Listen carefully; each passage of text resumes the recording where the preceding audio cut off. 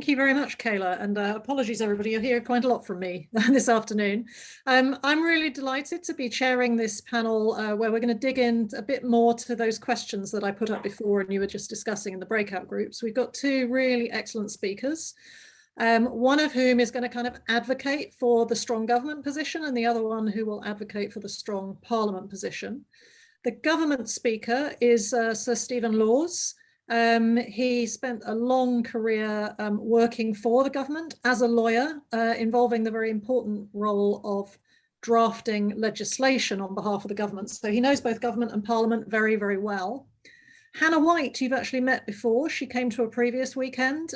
She has a background working in parliament as a parliamentary clerk. But for the last few years, she's been a researcher at the Institute for Government, which is not part of government. It's an independent organization which researches and commentates on both government and parliament.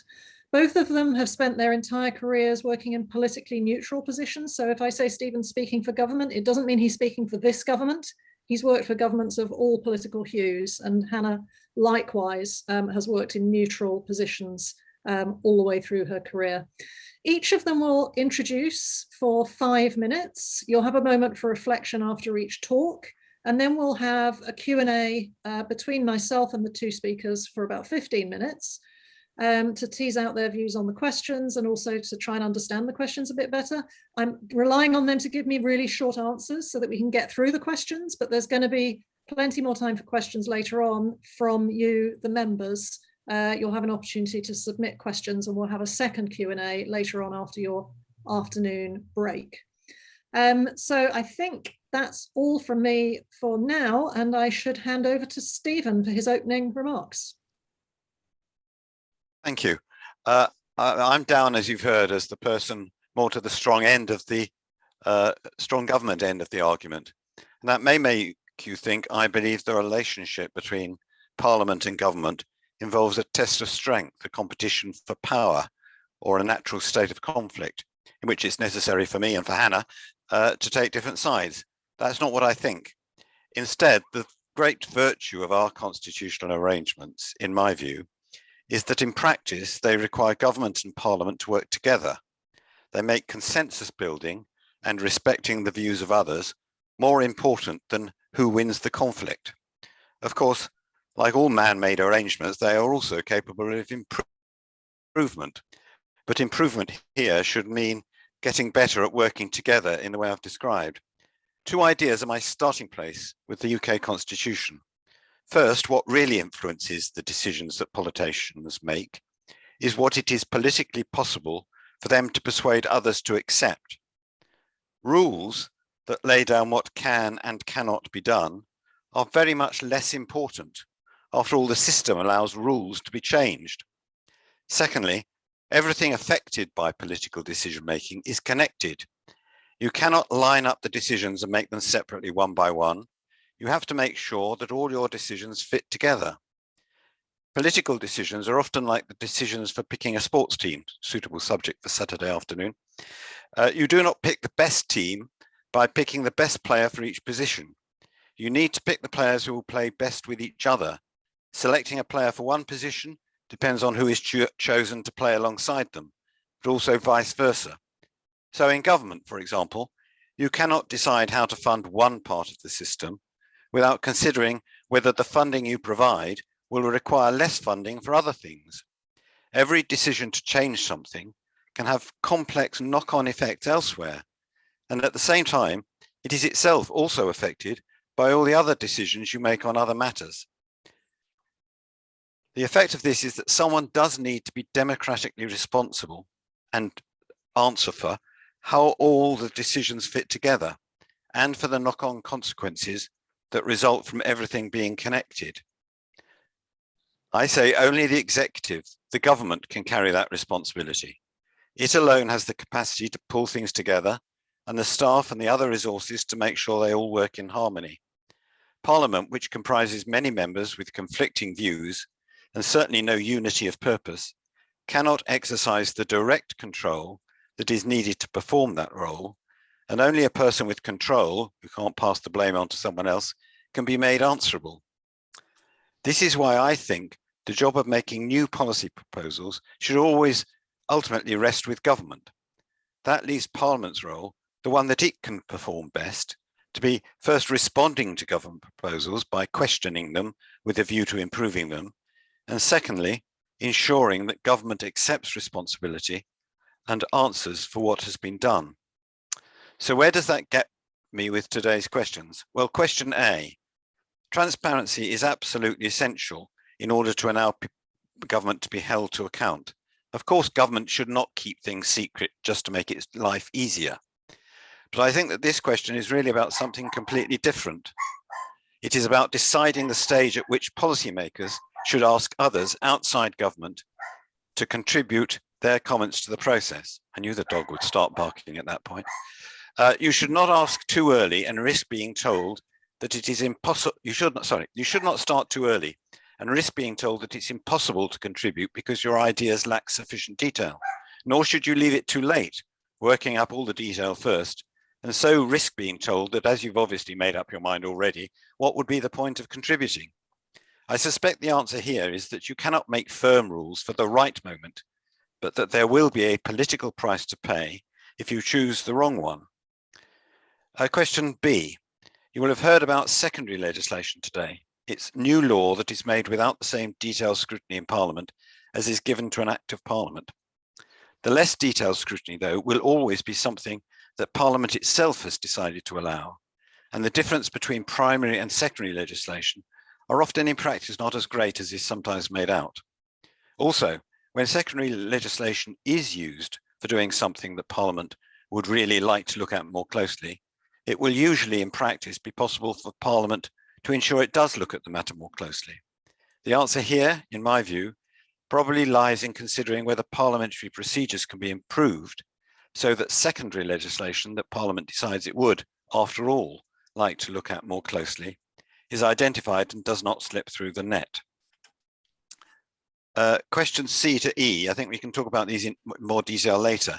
They all raise for me a similar question about how much more Parliament can do and should control without that undermining the role of government, and by undermining the role of government, making it more difficult for government to be answerable to the electorate for what happens.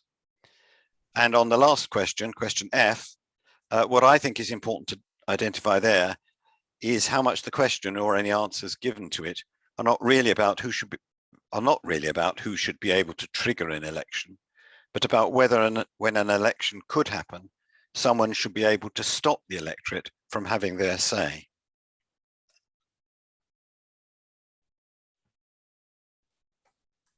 Thank you. Thank you very much, Stephen. We'll just take that small pause, that 30-second, just to kind of note down anything that's sort of stuck in your mind or that you might have further questions about. And then we'll move on to our second speaker.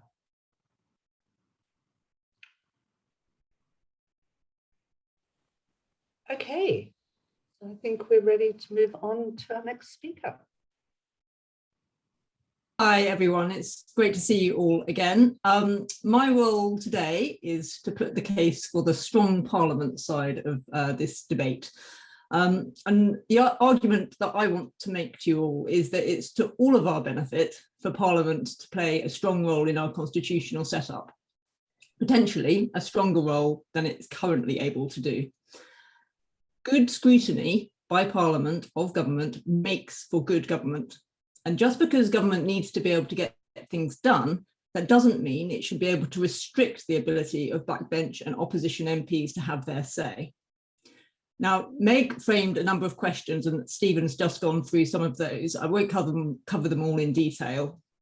Question A was about how we find the right balance between Parliament being able to conduct scrutiny and bogging government down. Government undoubtedly has a big and complicated job to do, and it's not desirable for Parliament to be able to intervene in every decision because that really could slow things down.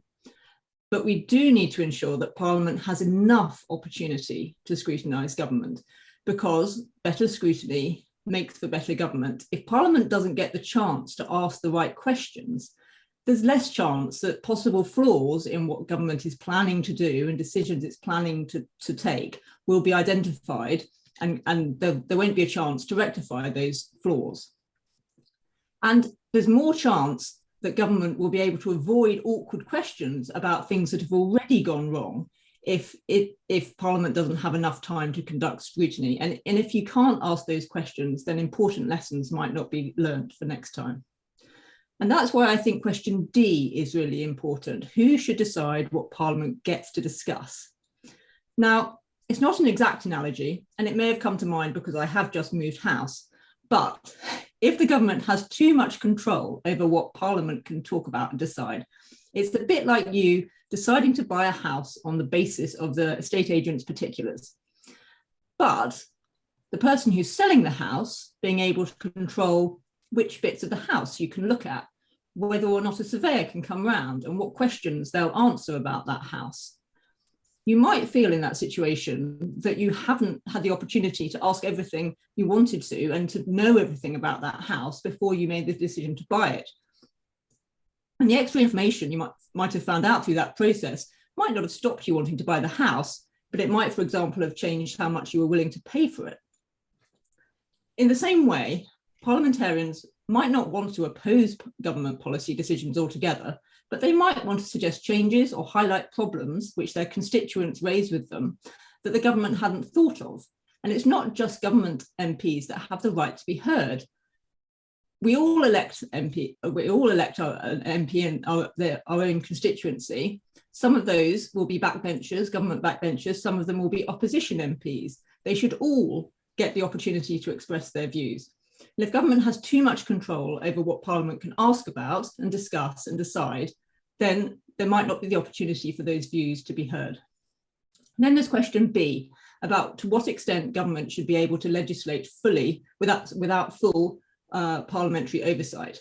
And Stephen's rightly said that government can only make secondary legislation, the laws that get much less parliamentary scrutiny, using powers that Parliament itself has handed over at some point in time. Parliament has to have given those powers to government for it to be able to use them. But in recent decades, ministers have brought forward an increasing number of proposed laws where instead of setting out their policies and enabling Parliament to ask questions about those policies, they simply ask for powers to fill in the detail afterwards. And the reality is that when a bill like that starts going through Parliament, there's very little that MPs can do to force government to spell out policy detail in the primary legislation. So they don't really have much choice about whether to grant those powers, especially if the government has majority and can push the legislation through. So over time, government has accumulated more and more powers to make secondary legislation and has done more and more using secondary legislation. And in my view, too much is done without full parliamentary oversight. Just one final point on legitimacy. In our system, we elect MPs and the government is made up of a subset of those MPs. So the government's legitimacy, the reason we all think it's okay for it to make decisions on our behalf, comes from Parliament. If the government just wants to get on with governing and tell Parliament not to interfere, it's cutting itself off from the very body which gives it the legitimacy to govern in the first place. Meg's asked a set of further questions, and I'm sure we'll get into discussion about those. But my starting point on most of them is that in Westminster, our government has an unusually high degree of control over Parliament, and there are some real downsides to that. Thanks very much.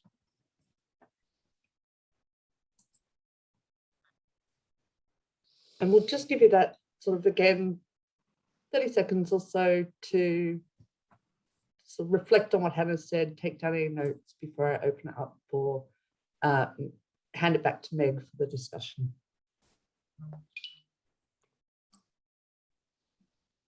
And Meg, over to you. Thank you very much, Kayla, and thank you to both of the speakers for those introductory remarks. There's a lot to cover here, but I'm just going to try and quiz you, if I can manage it, on each of the questions on the slide, just one question to each of you. So really short, pithy answers would be very much appreciated. So if we start with A, which is about levels of scrutiny, you both seem to agree that it's healthy for there to be scrutiny of government's policy in Parliament. But Stephen, I suppose it's primarily a challenge for you, speaking from the government side. Are there times when you think this goes too far? Could you give us an example?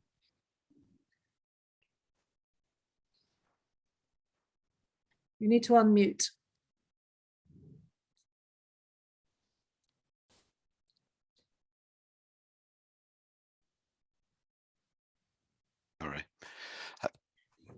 keyboard shortcuts never work with this. I think scrutiny is a good thing, and indeed it inherently is. So it's rather loaded question. But what I ask myself is what scrutiny is for. And it seems to me it's primarily for two things. First of all, it provides a political filter in Parliament where the political acceptability of what the government is proposing to do is tested. And secondly, it's part of the process by which people are brought to accept change. Legislation is always only about change.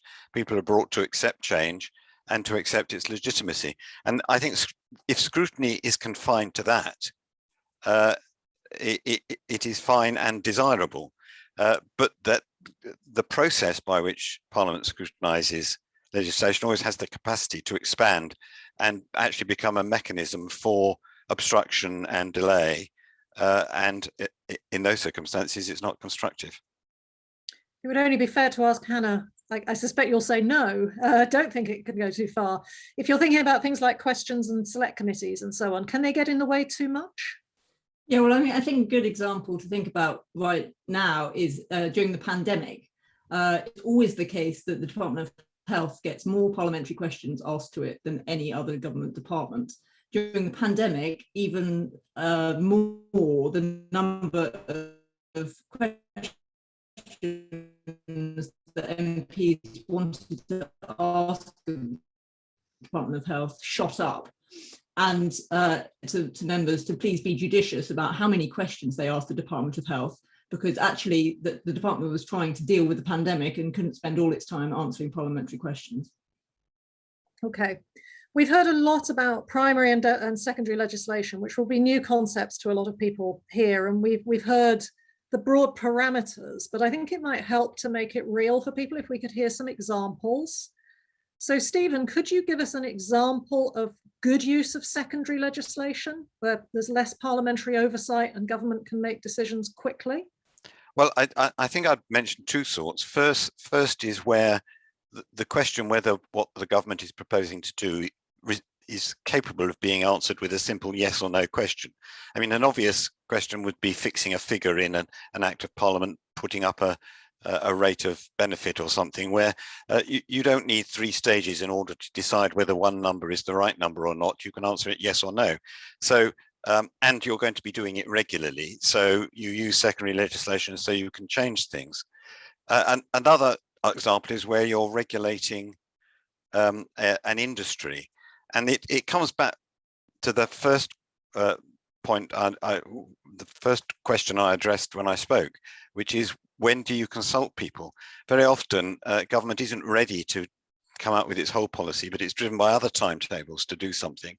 So it says, well, here's our broad idea, accept this. When you've accepted our broad idea, we will be able to go to the people affected and work out what in detail we will require them to do. That's a good use of legislation, secondary legislation. Maybe I can stop you because we're going to run out of time if we're not careful, but that might be a good point for Hannah to jump in, because you might have an example of where that kind of boundary sits in slightly the wrong place at the moment, according to your point of view.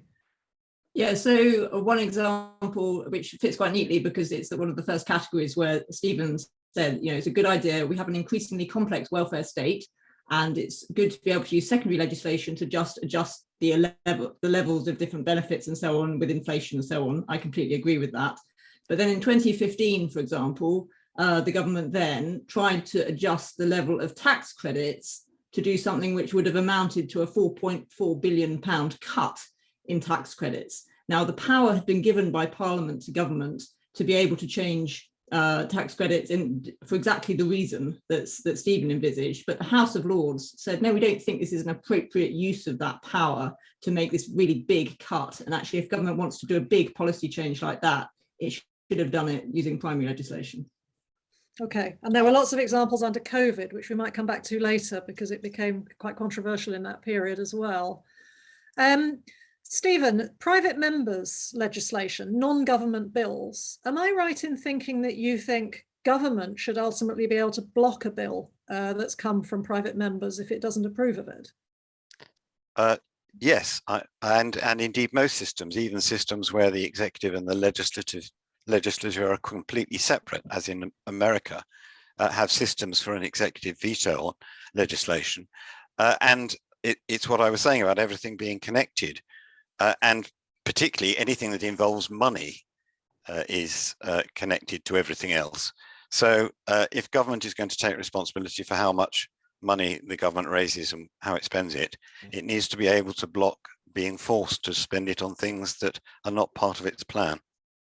And Hannah, presumably you disagree with that. Do you have any examples of things that maybe the government has blocked that it shouldn't have blocked, things that private members wanted to do and couldn't, that people might wish had happened? I think the point of the private members bills, sometimes it's things that private members think are a priority, which might be for a small group of people or whatever, and the government just doesn't think it's a priority to spend time on, so that the government doesn't want to spend time on it. I mean, there are lots of different things that private members bills seek to do that different people will think a good idea or not. Just recently, we had the example of a bill which is designed to stop firms firing people and then rehiring them in order to get them to accept different working conditions. And that was stopped, even though, you know, there's a lot of support for it actually, but the government decided not to let that go forward. So there are lots of examples. There's another interesting contemporary example just in the news today about assisted dying. Some of you will have heard there's a bill in the Lords at the moment, which is a private member's bill. And I suppose one thing is, you know, would it be right if the government blocked that, if Parliament wanted it? That's a very, very contemporary example. Stephen, I think it's whether. Sorry, go on. No, I was just going to say that private members' bills have been used a lot to make decisions on sort of ethical, social issues. The question is, should the government be able to stop MPs making a decision on it if they want to make a decision on it, not whether it should determine the outcome? Stephen made reference to the later questions only very briefly and said we might come back to them, and we're running out of time rapidly. But in a nutshell, Stephen, how much power do you think the Commons should have over its own agenda? Well, I don't think I'm going to be very different from Hannah here. I think it should have as much power over its agenda as it needs in order to carry out what it is its proper function, which is scrutiny. But it shouldn't have so much power over its agenda that it should be capable of taking over government and trying to govern using laws, because laws are not a way to govern. They're just a way to change the background against which other people have to govern. Which suggests that what you're saying there is the time should really be given to considering government proposals and Parliament's thoughts on government proposals. Is that fair? Yes, it is, because it's government proposals that determine what happens for everybody, and they have to all hang together. That's my point. Hannah, is there an opposing view that you would put? Have we lost Hannah? I think we might have lost Hannah. Oh, here we are. I think she's frozen. Yeah, she's frozen. Okay, Stephen, you get another go. Let me offer you E. We're running out of time. Stephen, are there things that could go wrong, do you think, if Parliament had more control over when it sits? If, for example, Parliament could trigger a recall during a break? Well, I think things could go wrong if that were used in order just to play political games or to try and disrupt the operation of government. And I think we saw a bit of that. I mean, the prorogation is incredibly controversial, but its only practical effect was to wreck the Conservative Party conference, which is a dubious use of a power of Parliament to, or in that case, the courts to change what had been decided about when Parliament should meet. Hannah, sorry, we lost you for a minute there, and we're running out of time. But on the recall and recess question, are there things, do you think, that go wrong as a result of MPs not being able to trigger a recall and relying on government? Yeah, I sometimes think it's the case that there are things going on that government wants to be able to just get on and do without having to account to Parliament for. And if they happen to fall in a parliamentary recess, I think it's really unfortunate if there's no ability for MPs to say, actually, we think there are things here going on that we want to ask questions about. An example would be the riots that happened in England some time ago now, but they happened during the summer recess. There were real questions about the policing of those riots, but because it was happening in the summer, it wasn't possible for Parliament to ask MPs about the policing and how it was happening, which was affecting lots of people's lives. And after all, Parliament is to be able to allow ministers to be questioned on these important sorts of issues. Kayla's itching for us to finish. Do you want us to cut out the last question? Shall I ask it very when quickly? we come back, I think we've given people lots of things to think about. We need to let people have some time to absorb. We are coming back for another Q&A session with Stephen and Hannah, but we're going to go into the breakout Let me rooms just now. tell the members what the last question was, and they can think about it and they might put it in their own questions. True, I was going to ask true. Stephen, what's the problem with MPs being able to block a prime ministerial call for an election? And Hannah, what's the problem with the Prime Minister being able to call an election without the approval of MPs? So you might want to reflect on that in the groups. But we'll see Fair you enough, soon. Meg.